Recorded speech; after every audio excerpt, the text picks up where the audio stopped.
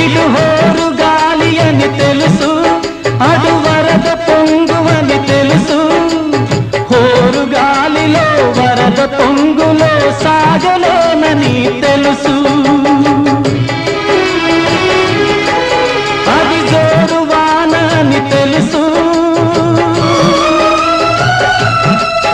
ఇవి నీటి సుడులని తెలుసు. అది జోరు వాన అని తెలుసు, ఇవి నీటి సుడులని తెలుసు. జోరు వానలో నీటి సుడులలో మునగ తప్పదని తెలుసు.